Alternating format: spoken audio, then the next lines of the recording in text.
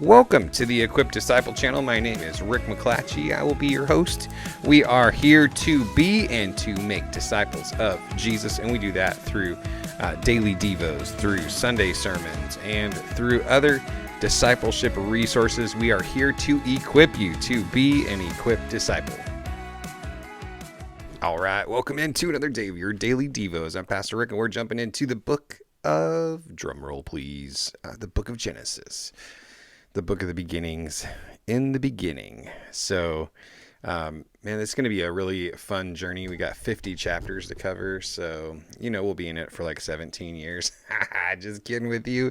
It'll be 16 years, but anyways, so some pretty cool things. Just the book of Genesis, the book of the beginnings. Book of beginnings. Everything starts in the book of Genesis. Everything in life. It's foundational to our biblical understanding of all of life. And so, we need to pay attention to what it says and try to figure out, a little bit of what God intended when he created the heavens and the earth, and what it means that he created the heavens and the earth, and how that should affect how we live our lives. And the book covers over 2,400 years of history. And so if you imagine, you like to take history classes that cover a short period of history so that it's a little bit easier to digest. But the book of Genesis goes a little all out, a little all crazy. So we're going to cover a lot of history as we go through this book. And then really this book should be the building blocks of our entire worldview. So, come with an open heart and mind to hear what God has to say as we go through this book, and allow maybe even parts of your heart to be readjusted, to have a more corrected, more God-centered view of the world. So let's go ahead and jump in with verse 1. In the beginning, God created the heavens and the earth. Now the earth was formless and empty. Darkness covered the surface of the watery depths, and the Spirit of God was hovering over the surface of the waters. Then God said, "Let there be light," and there was light. And God saw the light was good, and God separated the light from the darkness. So God created the heavens and the earth. It's the first verse of the whole Bible, really foundational for everything that's going to follow. It's really important that you understand, what that means, so that you can have proper understanding of the God of the Bible. So he's a creator. He's not a craftsman. What do I mean by that? In that he didn't start with any materials to work with.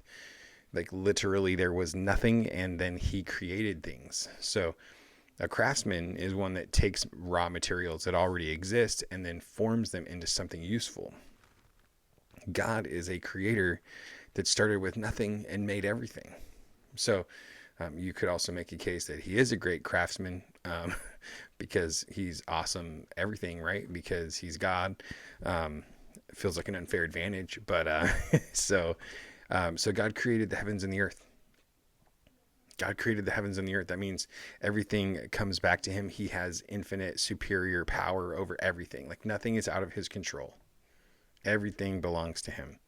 That is both reassuring and then also creates some of the larger arguments against the Christian faith. And we'll talk a little bit about that, I think, as we go along. But it's not lost on me. It's not lost on me that there's some potential challenges with that truth. So we're going to go ahead and keep on going. Verse 5, it says, God called the light day, and the darkness he called night. And there was an evening, and there was a morning, one day.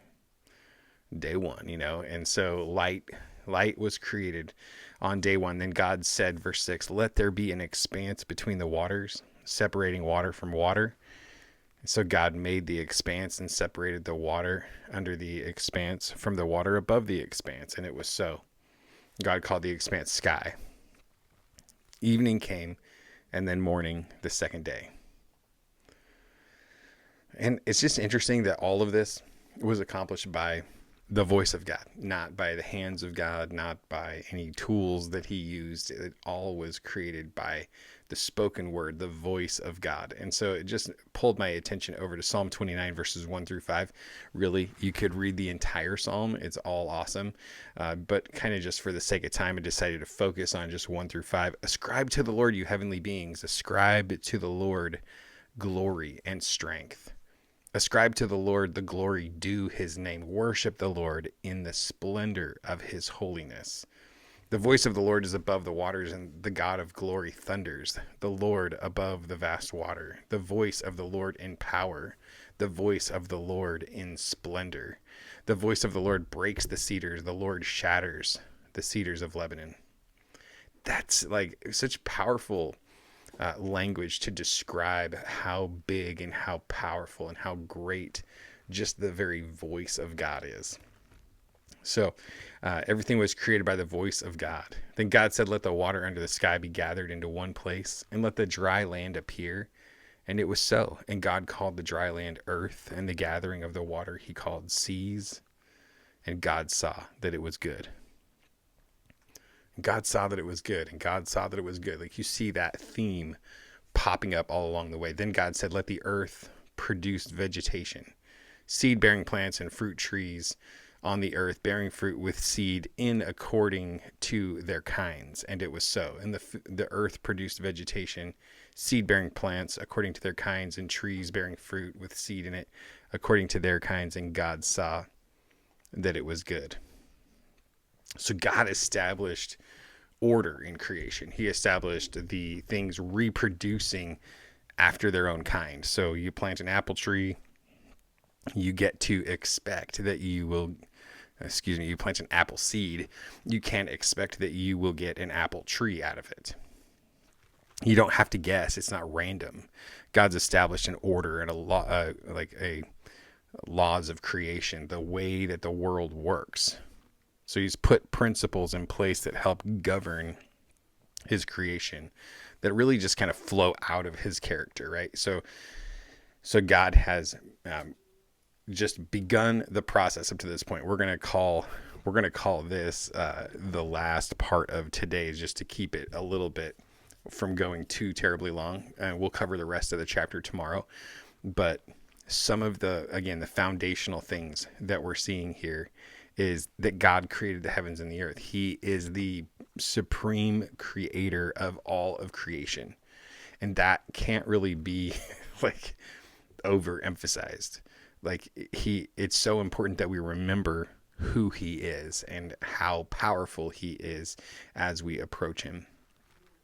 And then all of the stuff that he did was accomplished simply by his voice, the very voice of God. And so certainly for the church, as we engage in things like the prophetic and we try to deliver words from God to people, is really holding that in such high reverence and being so careful, so humble, so cautious in the way that we do that, because the voice of God is so powerful. We don't want to misrepresent, manipulate, or misuse any of what God would want to say to his people. And again, just check out Psalm 29 today. Like, go check it out. Highlight that up in your Bible. It's great. And then just remembering that God established an order in creation. And so God's a God of order. He is a God of order. He created a world that is built on order. We will see, obviously, as things begin to unfold in the next few chapters, how some of that order in creation got a little bit messed up, a little bit jarred by some decisions that certain people made.